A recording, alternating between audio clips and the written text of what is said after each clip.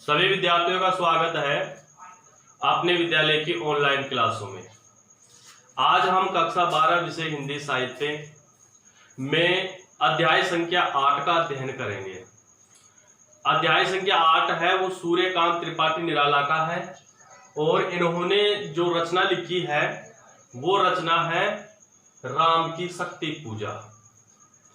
रावण और श्री राम के बीच में जो युद्ध हो रहा था, उस युद्ध में जो शक्ति है वो शक्ति किसकी तरफ हो जाती है? रावण की तरफ। और प्रभु श्री राम क्या करने लग जाते हैं? शक्ति को देखकर विकल हो जाते हैं, परेशान हो जाते हैं। तो यह पाठ राम की शक्ति पूजा से संबंधित है, बड़ा पाठ है। यहाँ पर पहला जो पद है वो पहला पद मैंने यहाँ पर लिखा है, इसको पहले हम यहाँ पर पढ़ लेते हैं और फिर इसके कठिन शब्दार्थ है वो कठिन शब्दार्थ भी हम यहाँ पर देखते हैं। यह अध्याय संख्या 8 था और इसके जो कवि है वो है निराला। इन सब कवियों का साहित्य परिचय जन्म के अनुसार हम एक साथ देखेंगे, वो अलग से वीडियो बनाकर मैं आपके सामने उपलब्ध करवा दूंगा। ठीक है, तो पढ़ते हैं। पहला है अमानिशा उगलता गगन घन अंधकार, खो रहा दिशा का ज्ञान, स्तब्ध है पवन चार, अप्रतिहत गरज रहा पीछे अंबुदी विशाल, भूधर ज्यों ध्यान मग्न केवल जलती मसाल, स्थिर राघवेंद्र को हिला रहा फिर संशय, रह रह उठता जग जीवन में रावण जय भय, जो नहीं हुआ आज तक विधेय रिपु दम में श्रान, एक भी अयुत लक्ष्य में रहा जो द्वारकांत, कल लड़ने को हो रहा विकल वह बार बार, असमर्थ मानता मन उद्यत हो हार हार। इस प्रकार से इसको हमने पढ़ा है। भाषा जो इसकी है ये भाषा है खड़ी बोली। समझ में आ गई? तो इसके कठिन शब्दार्थ है वो देखते हैं क्या है। अमानिशा, अमा अमावस्या, निशा रात्रि, अमावस्या की रात जिसमें क्या होता है? सबसे ज्यादा घना अंधेरा होता है। तो अमावस्या की रात, अमावस्या की रात। उगलता, उगलता का मतलब फैला रहा, फैला रहा। गगन आकाश, घन अंधकार, घन का मतलब घना, अंधकार अंधेरा। ठीक है। खो रहा दिशा, खो का खोई रहेगा, दिशा का दिशा ही रहेगा, ज्ञान का ज्ञान ही रहेगा।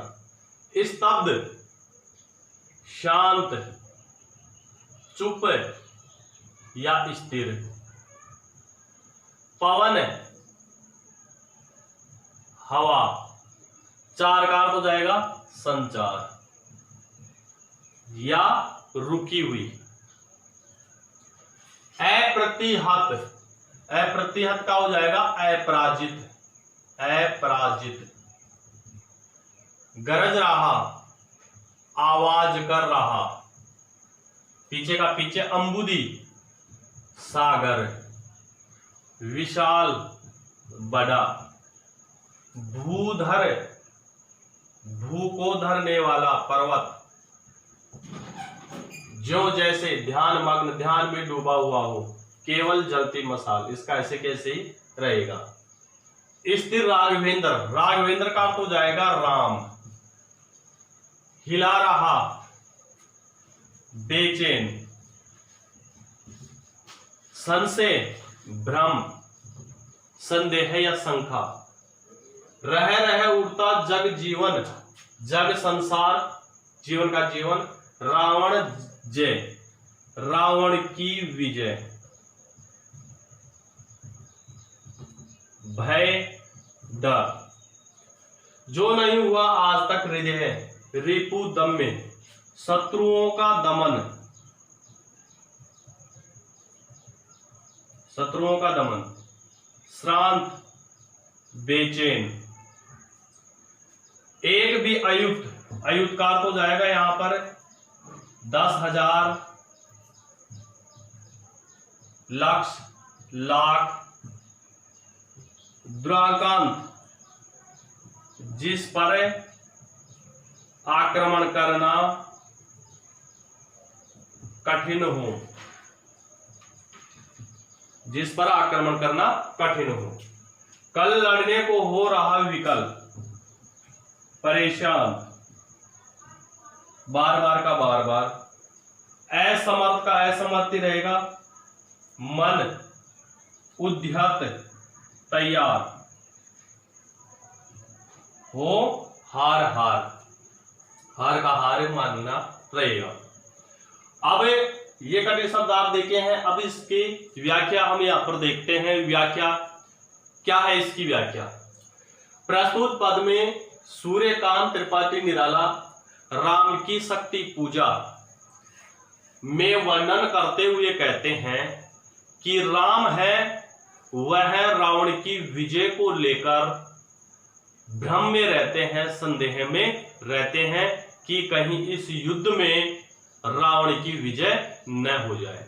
तो प्रभु श्री राम की उस समय की मन स्थिति का वर्णन करते हुए निराला जी कहते हैं, है अमानिशा उगलता, कि अमावस्या की रात है, अमावस्या की रात है। इस अमावस्या की रात में चारों ओर आकाश में घना अंधेरा छाया हुआ है। यानी अमावस्या की रात है और इस अमावस्या की रात को पूरे आकाश में चारों ओर घना अंधेरा छाया हुआ है। अमावस्या की रात में सबसे ज्यादा घना अंधेरा होता है क्योंकि चांद उदय नहीं होता है। समझ में आ गई?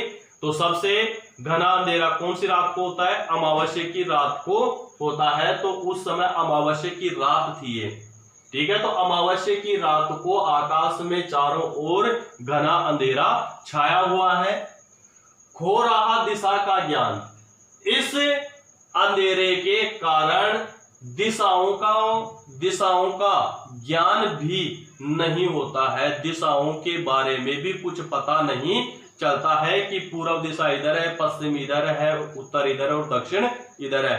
दिशाओं के बारे में भी कुछ पता नहीं चल रहा है। स्तब्ध है पवन चार, और इसी के साथ जो रोज हवा चलती थी, हवा बहती थी, वह हवा भी आज क्या हो चुकी है?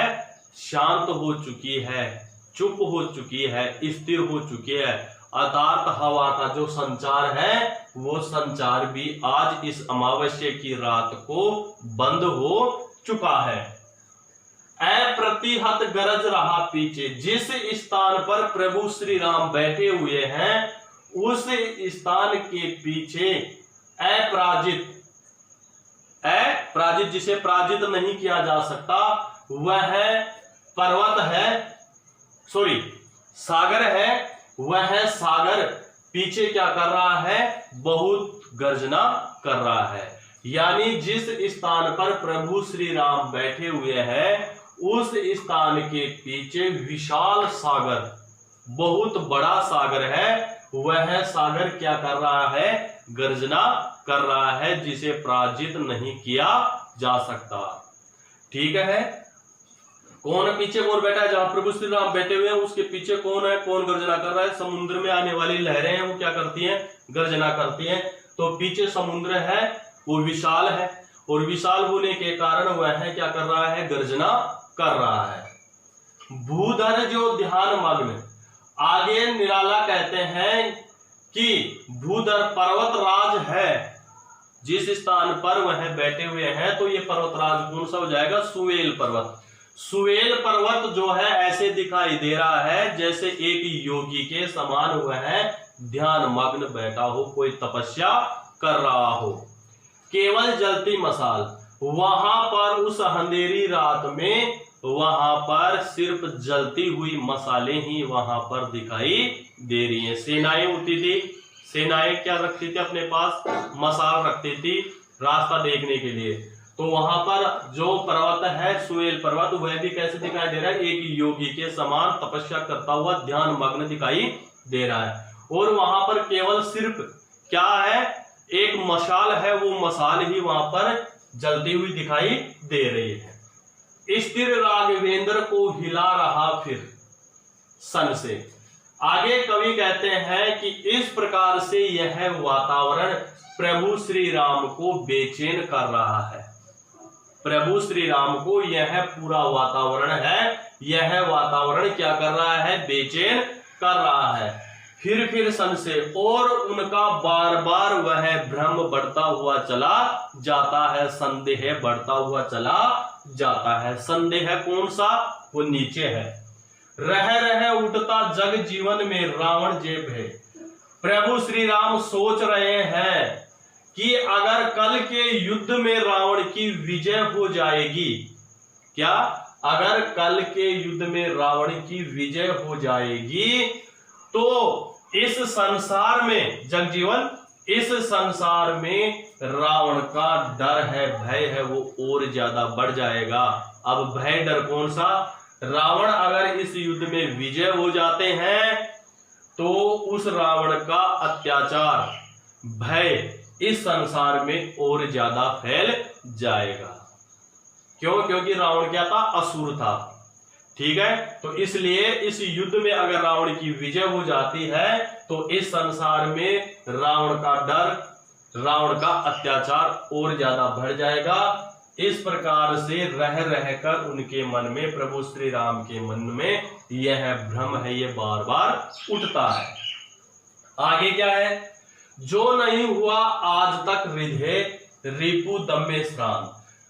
आगे प्रभु श्री राम इसमें सोचते हैं, कवि निराला वर्णन कर रहे हैं कि आज तक प्रभु श्री राम का हृदय है, वह हृदय चाहे से उनके सामने कितने ही शत्रु आ जाएं, उन शत्रुओं का दमन करने से आज तक बेचैन नहीं हुआ। यानी श्री राम के सामने कितने ही शत्रु आ जाएं, उन शत्रुओं के सामने उनका हृदय जिस प्रकार आज रावण को देखकर बेचैन हो रहा है, वैसा मन आज से पहले कभी नहीं हुआ। यानी शत्रुओं का दमन करते हुए प्रभु श्री राम का मन कभी भी बेचैन नहीं हुआ, लेकिन आज रावण को देखकर उनका मन क्या हो रहा है, बेचैन हो रहा है।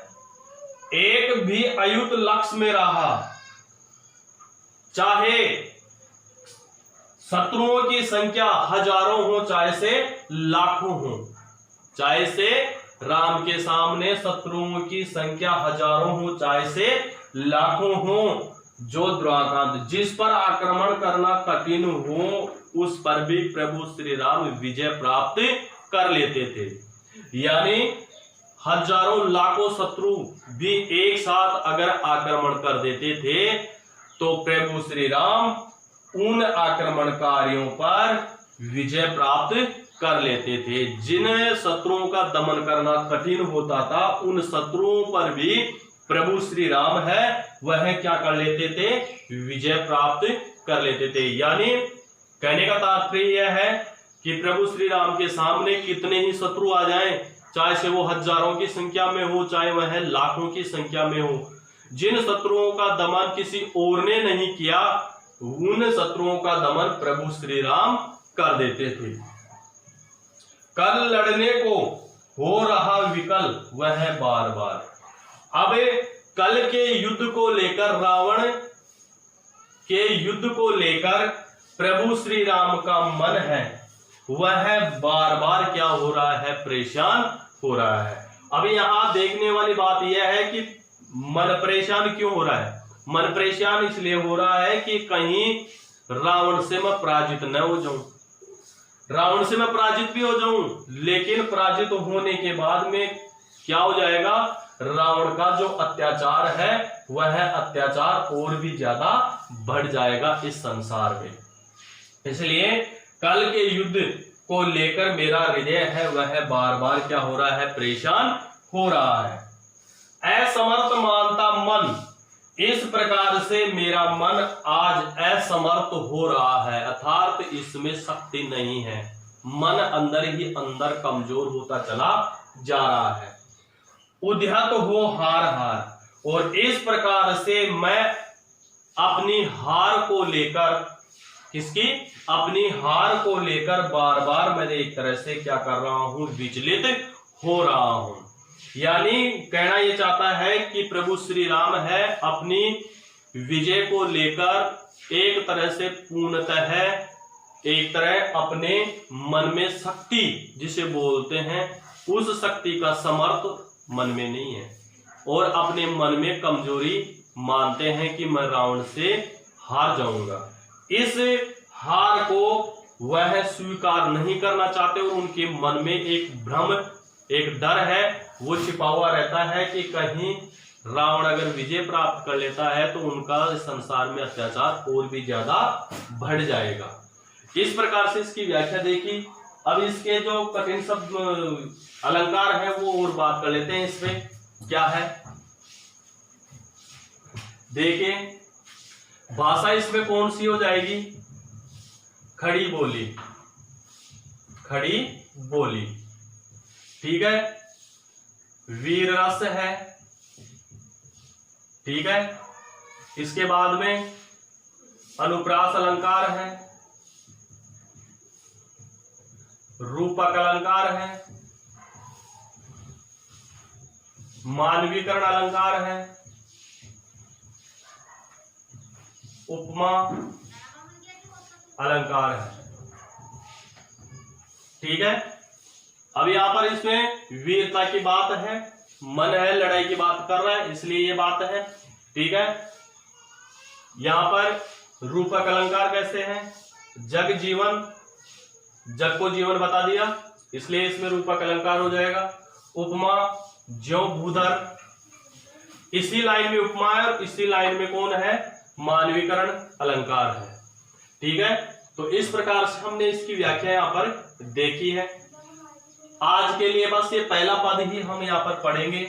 अगर दो पद हम यहाँ पर पढ़ लेते हैं तो आप भी वीडियो में इंटरेस्ट नहीं लेते हैं और वीडियो को पूरा नहीं देखते हैं और नहीं इसकी व्याख्या को समझने की कोशिश आप करते हैं। घर पर बैठकर आपको यह काम करना है, वीडियो देखना है, व्याख्या समझ में नहीं आती है तो बार बार इसको समझने का प्रयत्न आपको करना है। बस इतना सा काम है। मिलते हैं फिर नेक्स्ट वीडियो में।